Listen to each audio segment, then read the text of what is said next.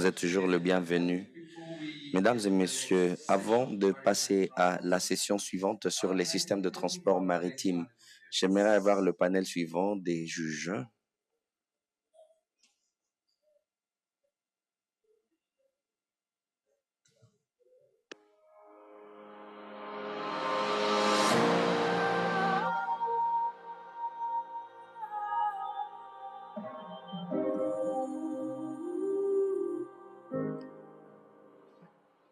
Thank you. Mesdames et messieurs, nous appelons ici le panel de jury pour la prochaine catégorie d'entrepreneurs. Je commence premièrement par Madame Suzanne Wanjika, de la GIZ. Thank you, Miss Suzanne. Mercy Kimalat from ASEC.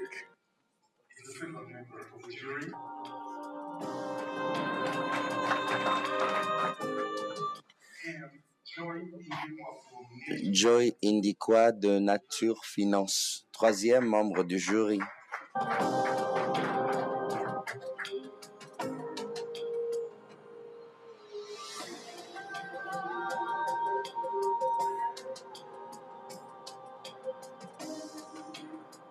Ladies and gentlemen, please, let's join. Mesdames et messieurs, aidez-moi à acclamer le jury qui est 100% femmes. Merci.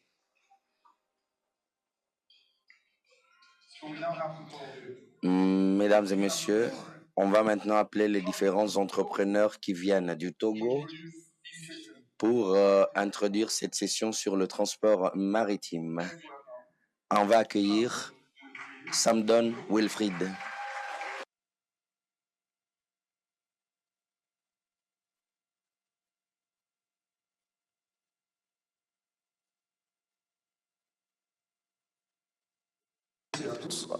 Mon nom est Samdon Wilfried Dabiré, je suis le fondateur et CEO d'EasyChain.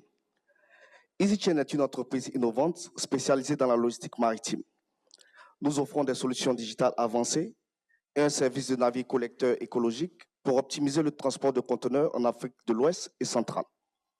Mesdames et messieurs, le secteur de la logistique maritime en Afrique de l'Ouest est confronté à plusieurs défis majeurs. Les ports sont très souvent saturés, ce qui ralentit considérablement les opérations. Il est difficile de transporter des conteneurs d'un port à un autre en raison de l'absence de liaison efficace sur toute la côte ouest africaine. Aussi, les infrastructures portuaires actuelles limitent l'accès aux plus grands navires, obligeant les compagnies maritimes à attendre plus longtemps, ce qui entraîne des pertes financières importantes, pouvant aller jusqu'à 35 000 $ par jour d'attente pour un porte-conteneur moyen. Face à tous ces défis, EasyChain propose une solution innovante avec l'introduction de navires collecteurs décarbonés, appelés généralement feeder vessels. Ces navires collecteurs assureront des liaisons efficaces entre les ports d'Afrique de l'Ouest, allant du port de Lomé au Togo, au port de Praia au Cap-Vert, réduisant ainsi la congestion dans les ports et les temps d'attente pour les plus grands navires. De plus, notre plateforme digitale permettra d'optimiser les opérations logistiques et de suivre les expéditions en temps réel. Selon United Nations Conference for Trade and Development, le marché potentiel de la logistique maritime en Afrique de l'Ouest et du Centre est estimé à plus de 2 milliards de $. Ce chiffre reflète la demande croissante pour des solutions de transport plus durables et efficaces dans la région. Notre stratégie go-to-market est basée sur des partenariats directs avec les ports et les compagnies maritimes.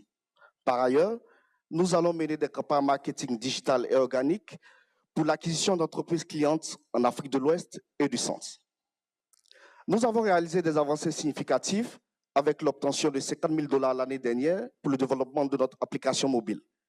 De plus, nous avons été acceptés dans le programme MSMEs Odanepat, organisé par l'Agence de développement de l'Union africaine. Ce programme facilitera des contacts avec les autorités portuaires pour des projets pilotes avec le port de Lomé au Togo et le port de San Pedro en Côte d'Ivoire. EasyChain a aussi été accepté dans le programme Soft Landing Provence Africa Connect. Ce programme nous fournira un financement pour la recherche et développement de notre projet à Marseille, où nous serons mentorés par d'éminents experts maritimes. Nous avons conscience de concurrents existants, mais nous naviguons dans un océan différent. Alpha Logistique, basé en Tanzanie, se concentre sur l'Afrique de l'Est. Unifeeder dessert les ports du Moyen-Orient et East Press Feeders opère principalement en Asie.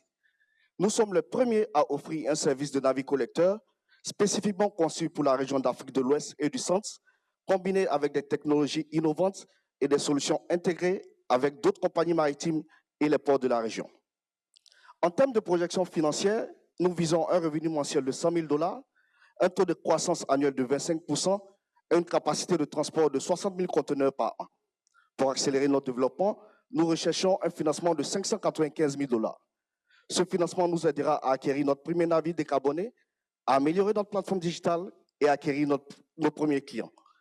Avec ce financement, nous pourrons renforcer notre position sur le marché, améliorer l'efficacité logistique en Afrique de l'Ouest et du Centre et réduire notre empreinte carbone. Merci pour votre attention et votre soutien à EasyChain. Nous sommes impatients de collaborer avec vous pour transformer le paysage de la logistique maritime en Afrique. Merci. Thank you.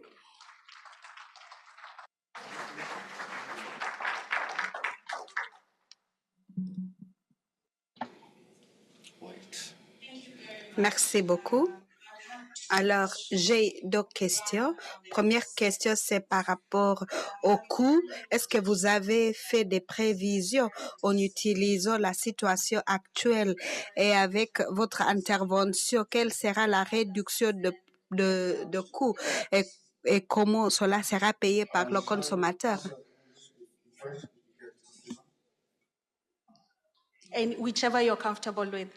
Okay, right now we did some research. Alors, nous avons fait la recherche parce que lorsqu'on a démarré EasyChain, on fournissait les services aux clients à Togo. On a commencé en 2010. Le problème, c'est que c'était facile pour nous de faire des navires de l'Europe en Afrique et c'était difficile pour le côte de l'Afrique de l'Ouest. Et c'est la première chose que nous avons notée.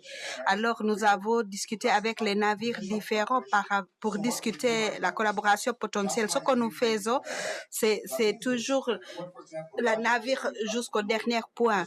Alors, pour Lomé, c'est là où on a le long de la côte. Alors, la Côte d'Ivoire, c'est pour les grands navires, mais l'autre, c'est pour les petits navires. Alors, ce que nous faisons, il prend les conteneurs et comme ça, c'est 500 pour chaque conteneur. L'autre chose, il y aura la cotisation parce que nous avons déjà une plateforme numérique qui est connectée au système qui existe pour les navires. Et ces ports aussi vont aussi cotiser. Alors, troisièmement, c'est la valeur ajoutée parce que nous fournissons des services aux clients. On pourrait faire les questions de douane et d'autres choses comme service. Oui, merci beaucoup. Une autre question. La question de le conteneur. Est-ce que c'est une chose que vous tenez compte? Et comment cela est dans la chaîne? L'année passée, comme je vous ai dit, on nous a accepté dans un programme et nous travaillons avec l'Union africaine, le corridor Abidjan-Lagos, financé par l'Union européenne. Et ce que nous avons discuté, c'est qu'on travaille avec des autorités différentes comme le port à Togo. Et parce que là, on fait le café, le cacao. Alors, ce que nous discutons avec les autorités, ils nous ont dit que beaucoup restent au niveau du port et ont de problèmes des opérations. Alors, nous mettons l'information sur notre plateforme parce que nous sommes connectés au système portuaire et nous connaissons exactement le nombre de conteneurs qui devraient être transportés. Oui, merci beaucoup. J'ai deux questions et je crois que vous pouvez nous expliquer l'impact que vous créez jusqu'ici, ce que vous avez observé et est-ce que votre équipe est inclusive. Alors aujourd'hui, nous avons noté que plus de 90% sont des entreprises, les PME. Alors pour nous, c'était difficile de transporter les produits des petits producteurs du Togo en Côte d'Ivoire. Alors le Togo, Côte d'Ivoire est 1 heure si vous utilisez l'air, mais c'est très loin. Et c'est le même problème en Afrique centrale et en Afrique de l'Ouest. Et nous devons toujours renforcer la capacité des autorités portuaires. Et deuxième chose, c'est la réduction de carbone parce que actuellement nous allons démarrer nos opérations et nous avons une lettre que nous avons signée avec un navire des États-Unis en utilisant un navire électrique. Et c'est pourquoi nous allons à Marseille, en France, pour développer cela. Alors, l'équipe que nous avons aujourd'hui, nous sommes 12 personnes. Moi, avec plus de 10 ans d'expérience, parce que j'ai travaillé dans une entreprise maritime en 2016. J'ai travaillé à Abidjan, Côte d'Ivoire, et j'étais spécialiste pour les produits chimiques et d'autres. Et mon cofondateur a plus de 15 années dans le développement des logiciels et il est chargé du développement et financé par les experts multiples et nous voudrions aussi recruter d'autres personnes. Alors, une question, vous avez parlé de la plateforme numérique qui vous aide à atténuer le problème de carbone. Est-ce qu'il y a un autre concurrent qui fait la même chose et quelle est la différence entre les deux? Nous n'avons pas de concurrent direct et le concurrent, c'est en Tanzanie, mais qui servent la côte de l'Afrique de l'Est. Alors, l'autre, c'est à Dubaï et au Orient-Moyen. Et alors, ils se spécialisent sur les navires en Asie.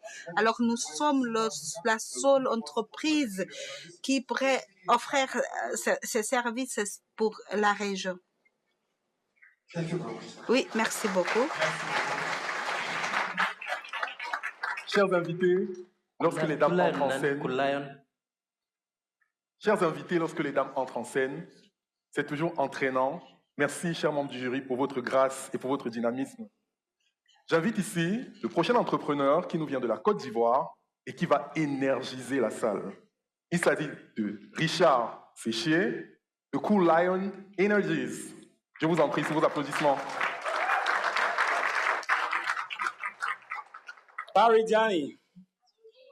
Great. Hello, so my name is Richard. Alors, je m'appelle Richard Sechi, je suis fondateur de Cool Line Energies. Et est-ce que vous connaissez que dans mon pays, 50% des poissons qui sont faits par les méthodes traditionnelles, c'est pour les aliments. Alors ici, c'est à cause des infrastructures médiocres de refroidissement. Alors nous avons des équipements disponibles pour la préservation efficace et la distribution des poissons. Alors nos unités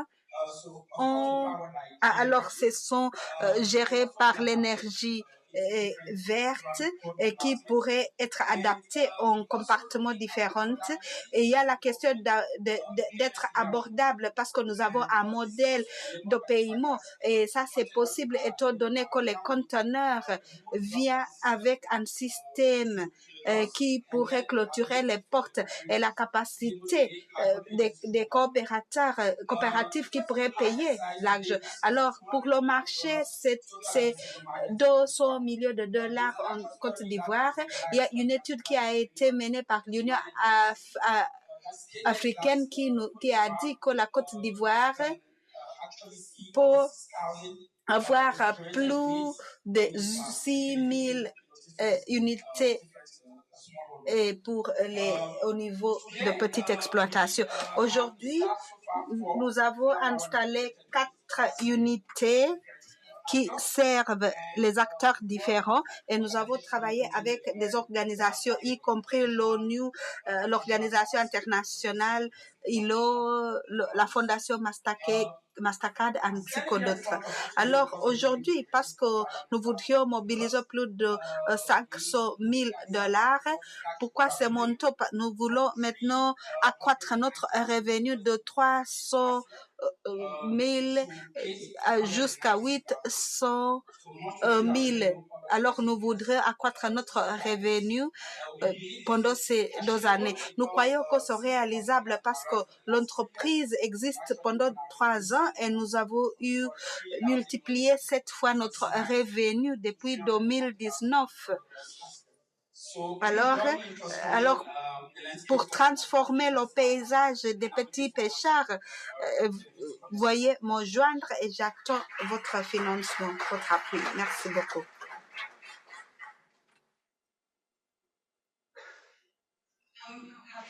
Alors, je suis vraiment heureuse de vous poser des questions. J'ai 2 questions. Première question, comment les frigos, comment est-ce ça prend combien de temps pour maintenir les températures et quelle est la durée de vie? Parce que lorsque vous parlez des coûts de maintien, qu'est-ce que cela veut dire par rapport au nombre? Est-ce que vous avez intégré cela dans le modèle de rentabilité que vous avez? Et dans les 2 années, qu'est-ce que cela veut dire si on vous donne de l'argent? Alors, qu'est-ce que cela veut dire?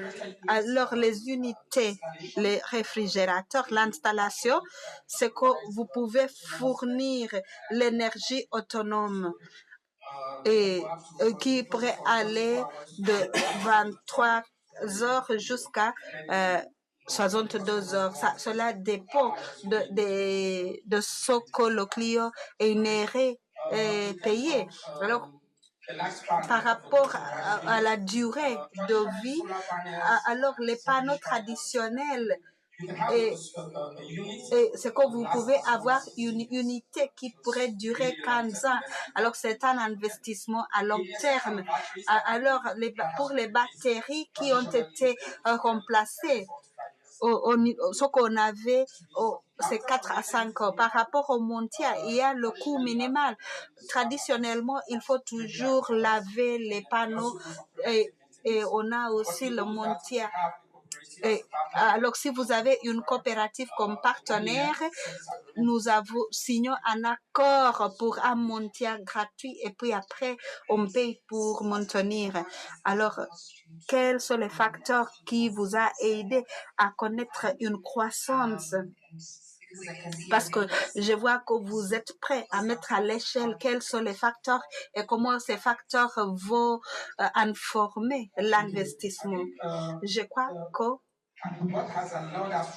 ce qui nous a permis à évoluer dès le début, en 2019, c'est lié au fait que nous avons pu mobiliser l'appui de ceux qui croyaient en nous et nous avons bénéficié d'un appui financier qui nous a aidés d'avoir 2 coopératives pour rendre disponibles les unités.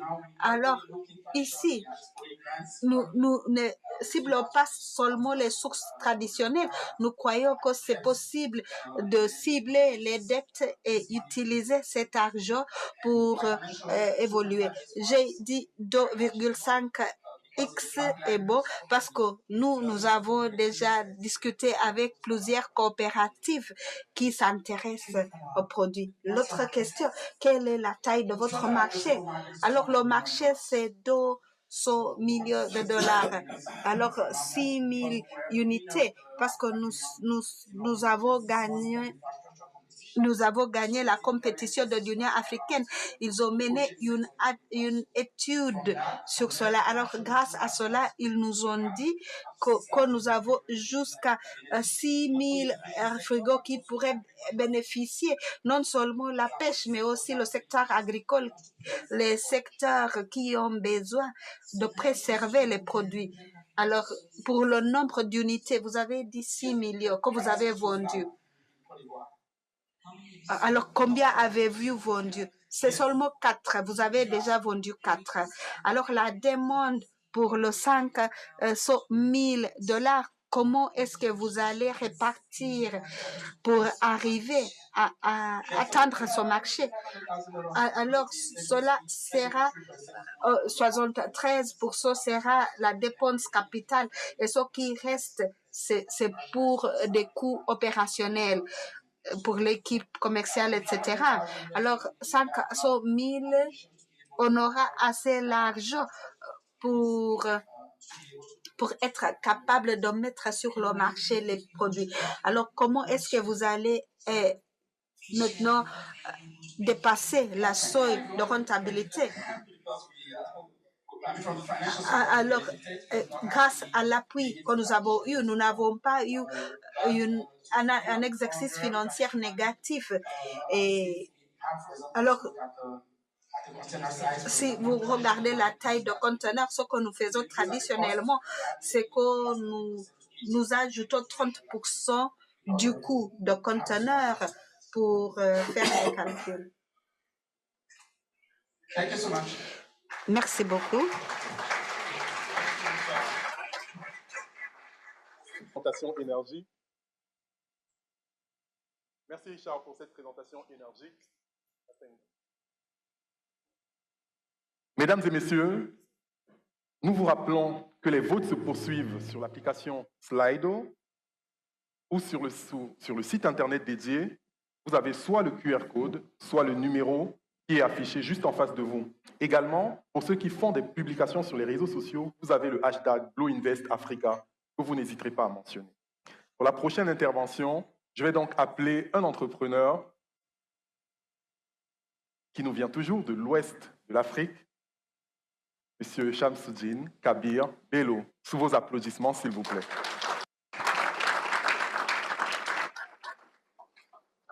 Hello, good afternoon, everyone. Allô et bonsoir. Selon l'OMI, plus de 3 millions de tonnes se transportent au monde lors des différents parcours. Et comme étant que 80% de commerce maritime mondial se fait par les mers, sans les eaux équilibrées, l'économie mondiale serait en péril. Qu'est-ce que c'est l'eau de ballast? C'est l'eau qui est transportée par les navires avant leur parcours, qui est au-dessus des navires et qui leur donne la stabilité. Ils prennent l'eau de ballast avant leur parcours et ils déversent ces eaux quand ils arrivent dans des ports à destination.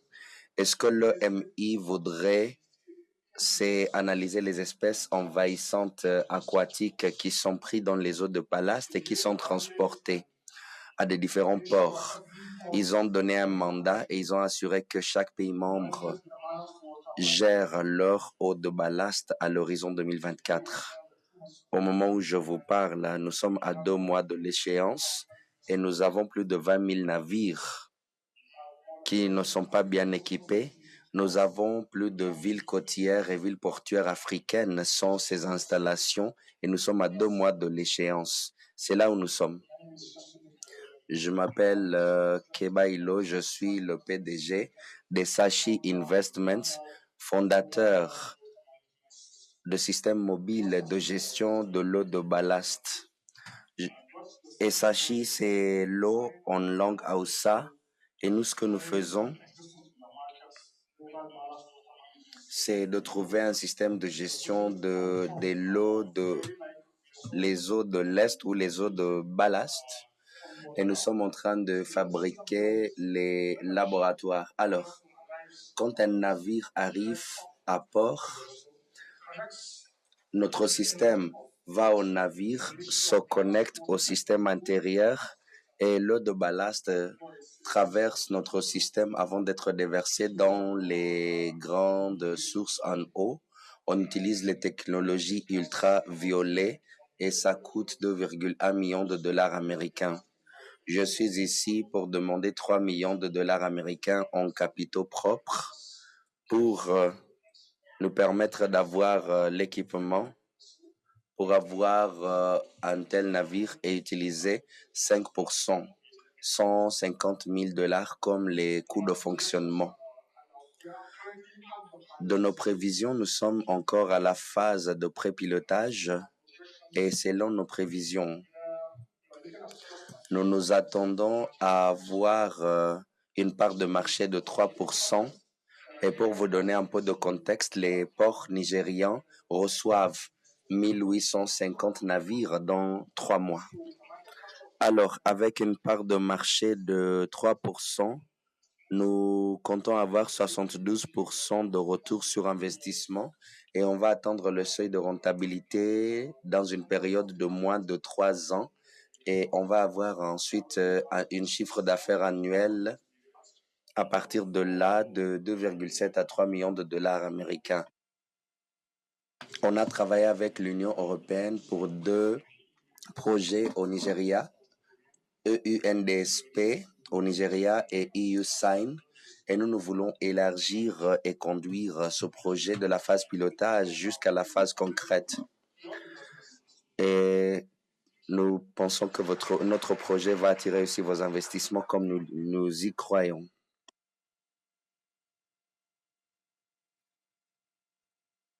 Okay, Si je vous ai bien saisi, vous avez dit que vous allez acheter un produit qui est déjà fabriqué par quelqu'un d'autre.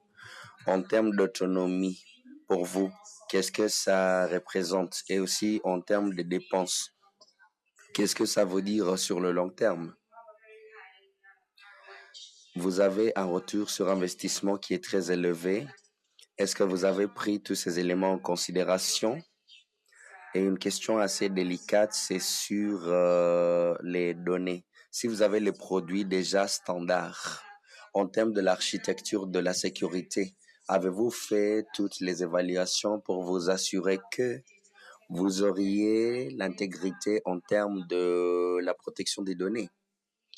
Est-ce que vous aurez aussi une indépendance sur la collecte des données? Comment utiliserez-vous les données? Pour la question de l'autonomie, comme je vous ai mentionné, nous sommes en phase pilote. Nous sommes dans un système oligopole qui est un projet à forte intensité de capital. Maintenant, nous avons un produit standard parce que nous voulons tester notre modèle. À échelle, c'est un projet de 40 à 60 millions de dollars et nous ne pouvons pas démarrer avec 40 à 60 millions de dollars au début. Nous voulons avoir un produit standard pour tester notre modèle. Heureusement, je viens d'une ville où l'Institut de recherche hydrique se base et nous travaillons ensemble avec cet institut pour développer une alternative locale qui va être passée à l'échelle. Mais pour le moment, nous voulons assurer que les ports sont en conformité avec les mécanismes réglementaires en place. Nous allons donc faire la recherche et le développement avec le NWRI, l'Institut national de la recherche sur les eaux basé à Kaduna, et nous allons développer une solution ensemble.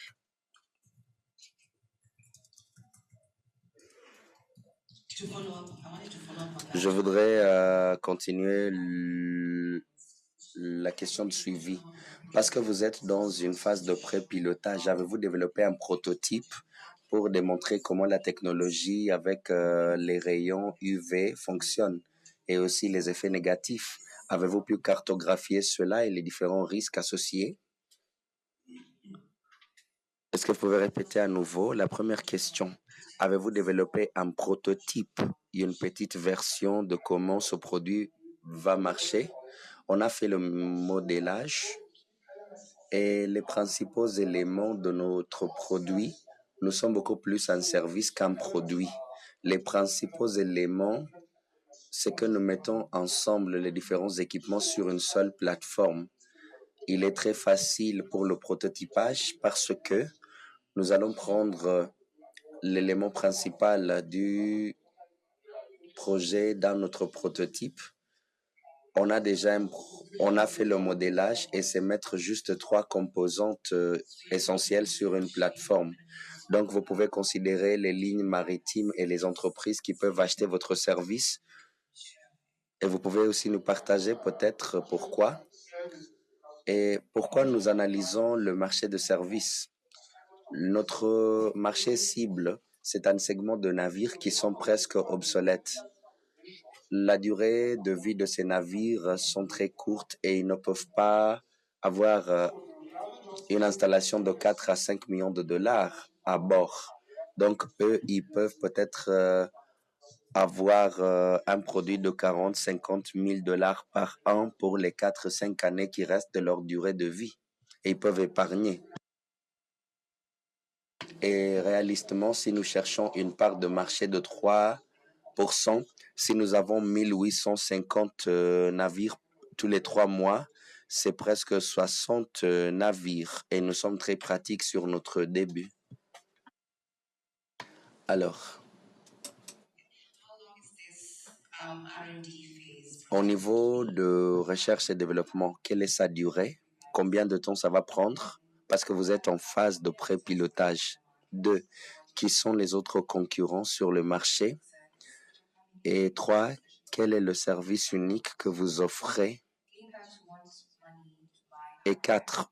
Vu que vous cherchez l'argent pour acheter les matériels, avez-vous des compétences techniques pour ce projet qui se trouve sur votre marché?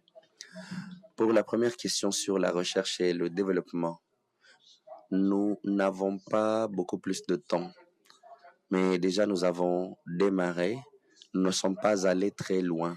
Mais actuellement, ce que nous sommes en train de résoudre, c'est la question des échéances et les opportunités sur le marché. Vous avez 25 000 navires qui nécessitent ce service et nous sommes à 2 mois de l'échéance qui a été donnée par l'OMI. Le temps nous fait défaut. C'est la raison pour laquelle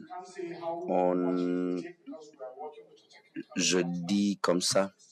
Maintenant, nous travaillons avec un partenaire technique et nous voulons que le produit ressort aussitôt que possible, qui par la suite pourrait être passé à l'échelle quand nous développerons et nous allons améliorer notre produit. En termes de concurrence, on a un compétiteur qui œuvre dans cette industrie mais qui travaille dans un segment différent. Le compétiteur, c'est un revendeur autorisé d'un système de gestion de l'eau d'une marque européenne mais qui offre un produit pour vente et non un service. Et comme je vous ai dit, il y a un segment que nous analysons maintenant pour le pilotage. Donc, nous avons un seul compétiteur. Et pour le passage à échelle, nous avons 30 pays africains qui attendent à être conformes. Et donc, maintenant, nous regardons les pays qui se trouvent dans la côte de la Golfe de Guinée avant de passer à échelle dans des autres pays. Merci beaucoup. Ça a été assez clair. Nous sommes presque à la fin de cette session sur l'écosystème de transport maritime. Prochaine présentation, et nous vous rappelons de continuer à voter sur Slido. Nous avons à peu près 400 votes pour le moment, mais nous pensons que l'écosystème de la famille Blue Invest Africa est beaucoup plus important. Donc, continuez d'encourager les gens autour de vous de voter parce que les meilleurs entrepreneurs méritent d'être reconnus. J'invite donc ici la prochaine entrepreneur dont je vois déjà les yeux briller. Miss.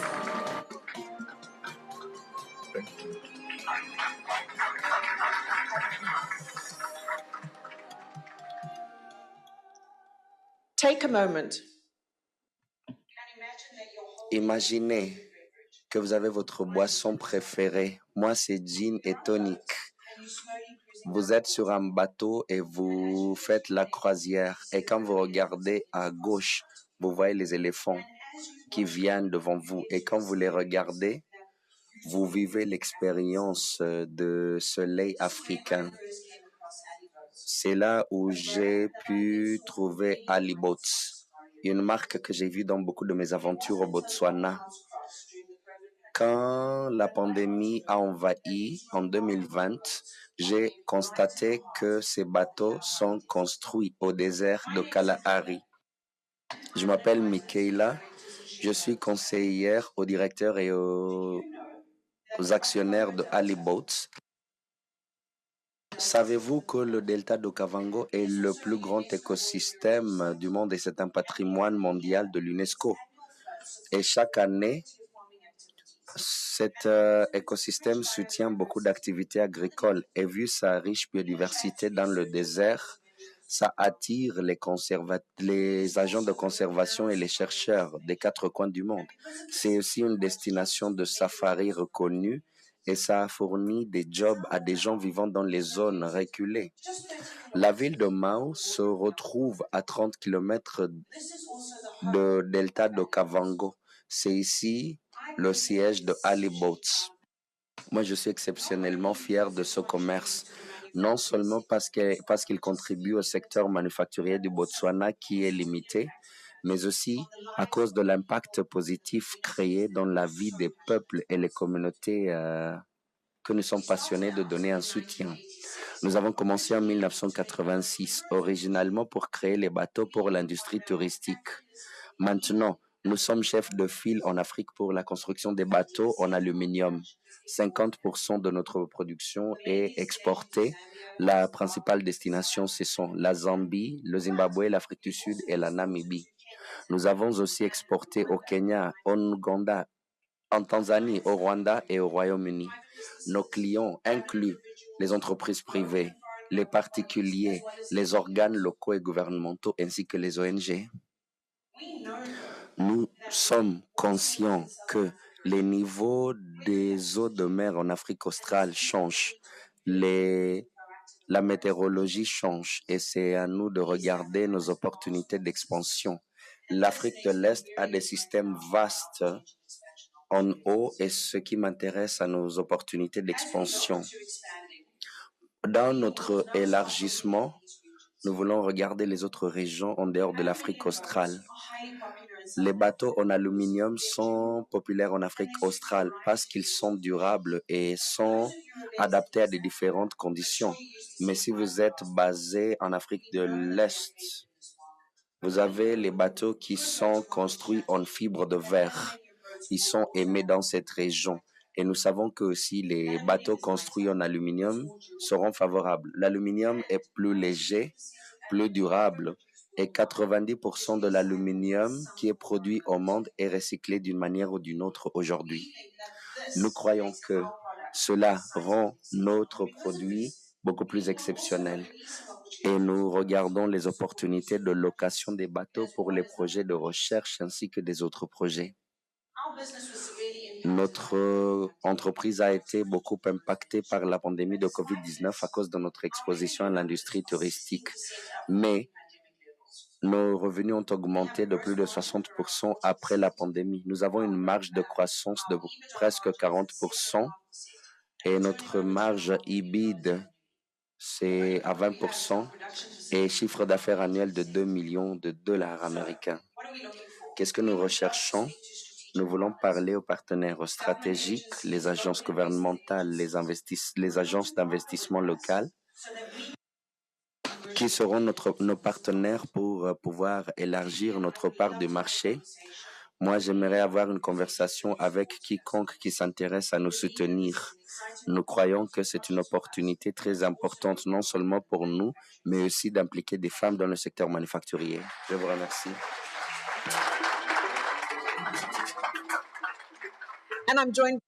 Alors, je suis avec un panel de femmes. Alors, j'aimerais tout d'abord félicitations et j'ai beaucoup aimé lorsque vous avez dit que vous voulez utiliser les bateaux pour soutenir la recherche et c'est beau. Et maintenant, pour le côté de production, comment vous faites la production? Est-ce que vous avez un impact sur l'environnement et comment vous atténuez l'impact au niveau de communauté, à part la question d'emploi à long terme? Comment est-ce que vous assurez s'il y a des risques, vous évitez les risques et comment vous atténuez les risques? C'est une bonne question. Il y a certains aspects. Tout d'abord, nous produisons les bateaux en aluminium et notre entreprise de production est soutenue par ceux qui ont la capacité. Alors, on les forme et surtout pour ceux qui n'ont pas de l'éducation, parce que la capacité artisanale est limitée et nous avons constaté que les femmes sont toujours mieux placées. Et alors, l'aluminium est un métal qui n'est pas dur. Alors, c'est pourquoi nous voudrions introduire les femmes dans ce secteur pour être capables de se soutenir. Et le taux de chômage est élevé. Et nous sommes au nord de Botswana, nous ne sommes pas à la capitale. Nous sommes dans une zone éloignée et qui est très loin de Gaborone. Alors c'est là où nous avons un taux élevé de chômage et c'est pourquoi nous voulons faire le renforcement de la capacité pour l'environnement. Les bateaux électriques sont ce qui est proposé dans l'avenir et c'est pourquoi nous développons des produits. Nous avons développé avec le gouvernement sur cela, oui, c'est beau, et nous espérons avoir plus de développement. Le seul problème, c'est que nous n'avons pas assez de bateaux électriques sur le marché et ça coûte très cher. Mais nous croyons que c'est ça l'avenir et c'est pourquoi nous travaillons avec les fabricants sur le marché pour leur donner du feedback par rapport à ces moteurs et comme ça pour aller vers les bateaux. Et nous soutenons les communautés avec les ambulances, accès et aussi on a accès aux communautés. Je crois que vous avez répondu à beaucoup de questions pour moi et juste pour éclaircir la composition de votre équipe et quel est le modèle d'affaires que vous utilisez, est-ce que c'est intensif au niveau du capital? Oui, nous avons une équipe expérimentée et comme vous, moi je suis la plus jeune, nous avons des fondateurs avec 4 directeurs et qui ont des talents. Nous avons des experts de finance, un directeur qui est actionnaire, nous avons le directeur général et ce sont les personnes chargées du côté technique et nous avons quelqu'un qui se spécialise sur la passation parce que nous devons toujours acheter beaucoup de choses du monde entier. Il y a ce que nous achetons de l'Afrique du Sud, etc. Et nous avons une équipe bien équilibrée et nous avons 60 personnes qui travaillent au niveau de la production. Alors, pour la question qu'elle a posée par rapport au modèle, comment est-ce que vous gagnez l'argent? Oui. Alors, généralement, nos bateaux sont adaptés et nous avons une marque déposée sur le marché et souvent on nous sollicite et c'est pourquoi nous devons être proactifs. Et une discussion que j'ai eue avec des actionnaires, c'est que nous ne sommes pas toujours, nous ne répondons pas au marché. Et ce que nous disons, c'est qu'il faut maintenant mettre à l'échelle nos activités. Notre modèle, c'est que les personnes viennent vers nous et un gestionnaire va maintenant concevoir le bateau. Et nous avons aussi envoyé les bateaux jusqu'au Kenya. Et oui, nos bateaux sont adaptés, produits pour les objectifs spécifiques et nous avons aussi des bateaux standards que vous pouvez acheter. Alors, l'impact négatif sur l'environnement, alors comme vous utilisez les combustibles qui ont un impact et aussi le bruit. Qu'est-ce que vous faites pour atténuer et pour sauver la biodiversité? Oui, c'est une bonne question.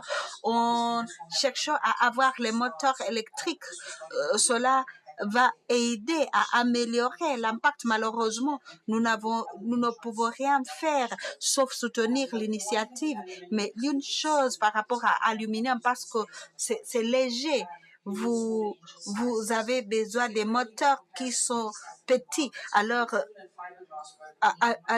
pour les autres, vous avez besoin des moteurs qui sont plus lourds. Alors, en utilisant les bateaux en aluminium, on réduira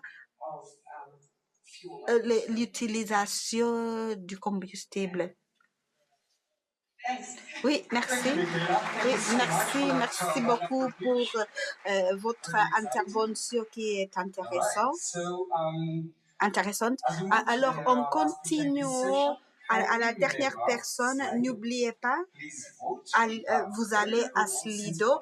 Nous avons très peu de votes jusqu'ici. Nous voudrions votre intervention dans cette plateforme et vous sélectionnez le meilleur présentateur. C'est ouvert 10 minutes après l'intervention. Alors, le dernier intervenant du Cameroun, que c'est quoi là?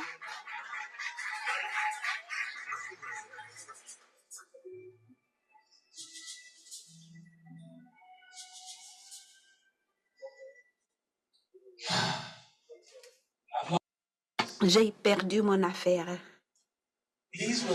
Alors, c'était les mots de 60 personnes que j'ai rencontrées à Berlin. Hamid, c'est un producteur d'avocats ici au Kenya. Il a transporté 20 conteneurs d'avocats en Europe et dans 2 semaines après, ils ont été détruits. Hamid a perdu 450 000 $. Il n'a pas eu l'opportunité parce que ces produits sont considérés comme des produits de risque. Alors, le navire a rejeté le paiement parce qu'Hamid n'était pas capable de prouver la condition des produits avant de les transporter. Alors, ce n'est pas Hamid seulement qui a vécu cela. Et ce n'est pas seulement pour les agriculteurs d'avocats. Alors, la PAM estime que 900 milliards des aliments sont détruits chaque année. Alors, les producteurs de l'Afrique ont connu cet impact parce qu'il y a le manque de visibilité par rapport aux conditions des produits le long de la chaîne de valeur. Et c'est pourquoi nous n'avons pas l'assurance qui couvre les produits.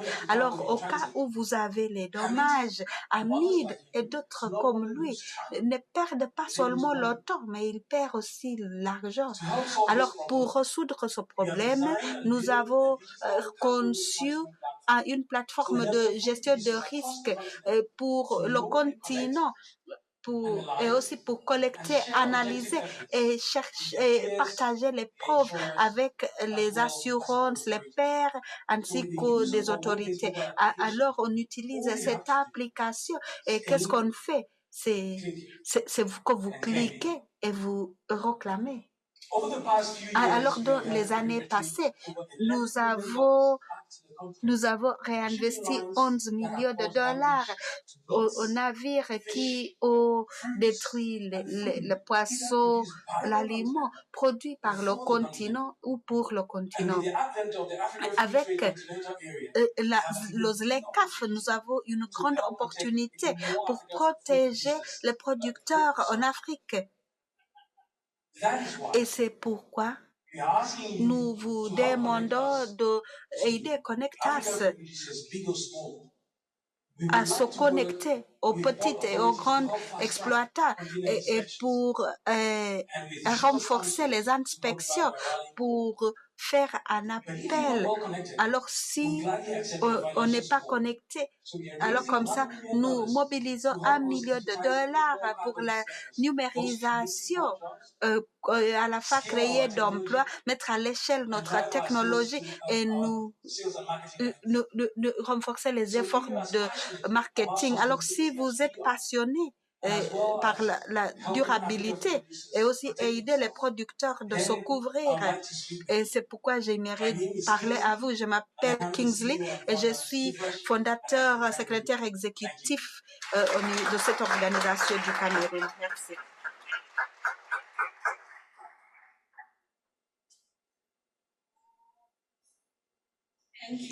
Oui, merci beaucoup pour votre présentation.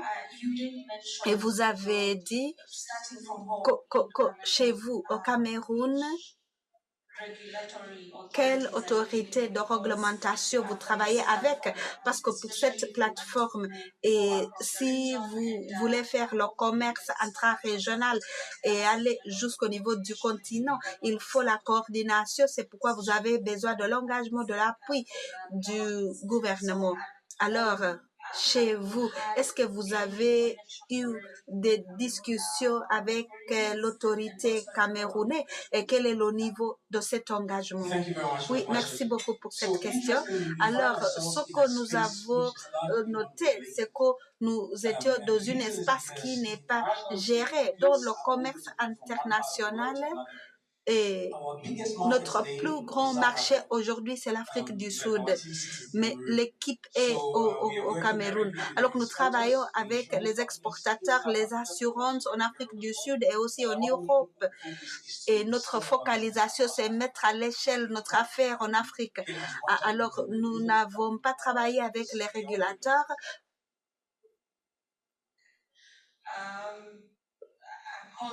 Alors, attendez, je vais revenir là-dessus. Je donne la parole à mon collègue et puis on va revenir à la question de régulation. Et je suis ravie pour dire, parce que vous avez dit cela parce que je voulais faire la même chose. Parlez-nous de l'impact que vous avez eu jusqu'ici de votre affaire et parlez-nous de votre équipe. Merci pour la question. On commence par l'impact. Alors, pendant les années passées, nous avons eu 11 millions de dollars dans le continent. Alors, si vous regardez le coût de conteneurs d'alimentation, c'est entre 20 et 40 000.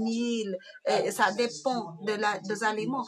Et c'est ça que nous avons sauvé. Avec la solution numérique que nous concevons, nous constatons que les pertes dans le transit et à cause des erreurs humaines, en utilisant notre système, nous réduisons les erreurs humaines. La deuxième question, c'est par rapport à notre équipe. J'ai plus de 15 années d'expérience et j'ai habité au Royaume-Uni, Argentine, Allemagne, Afrique du Sud et actuellement nous sommes au Cameroun, l'Afrique du Sud et au Royaume-Uni. Nous avons CTO qui a une maîtrise au niveau de l'Allemagne. Notre équipe, nous avons des experts du secteur maritime, nous avons des ingénieurs, des concepteurs et des marchés, des experts du marché et nous sommes 11 personnes. Et peut-être une petite question avant de donner la parole à mon collègue. Quel est le modèle de détermination de prix? Nous avons des sources différentes de revenus. Nous avons premièrement un service de couvrir. Alors, souvent, nous aidons l'exportateur de recouvrir l'argent. Et comme ça, on vous donne des frais de contingence, de préparation. Nous avons une technologie qui leur permet d'inspecter leurs produits le long de la chaîne de valeur. Et c'est un modèle de service l'inspection qui se fait par moi. Oui, merci pour moi. J'avais une question sur les partenariats que vous avez.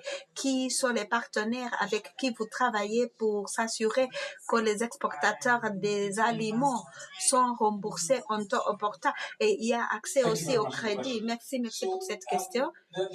Alors, les personnes avec qui nous travaillons, je ne sais pas si on peut les appeler les partenaires, mais nous faisons les remboursements des navires, etc., qui sont chargés. Souvent, ils ne font pas cela. C'est pourquoi nous travaillons avec eux en utilisant la technologie et les emails ainsi que d'autres choses pour que les clients soient remboursés.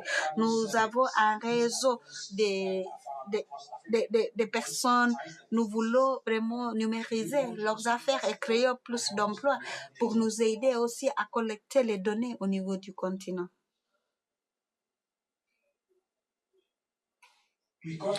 Alors actuellement, nous avons 50 personnes chargées des produits.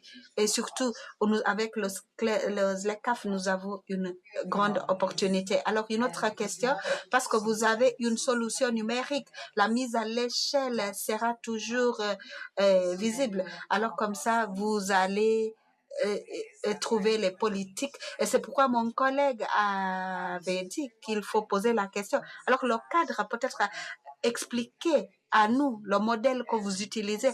Est-ce que vous travaillez comme Uber ou vous travaillez même sans s'approprier ou comment est-ce que vous faites?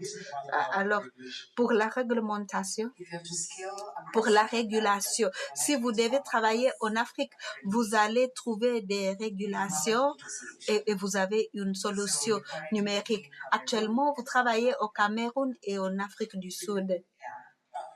Alors moi, j'ai un problème à répondre à cette question. Pourquoi? Parce qu'actuellement, je ne vois pas comment les régulateurs vont nous gérer. Par exemple, vous transportez du Kenya en Afrique du Sud ou peut-être vous achetez des pommes en Afrique du Sud vers le Cameroun. Une fois que vous mettez cela au navire, cela est transporté au Cameroun. Aujourd'hui, vous utilisez un juriste ou alors les régulateurs n'ont aucun affaire, aucune affaire parce que c'est une décision personnelle. C'est pourquoi nous intervenons. Au lieu de prendre des mois avec un juriste ou un agent de recouvrir, nous formons des experts en Afrique pour vous proposer des solutions à ces problèmes. Et nous ne travaillons pas avec les régulateurs. Nous ne transportons pas les produits. Nous n'offrons pas une solution financière, sauf si alors ils ne vont pas vraiment nous réguler, nous gérer. Oui, merci pour la passion. Alors, merci beaucoup. C'était vraiment beau de vous avoir dans le jury et merci.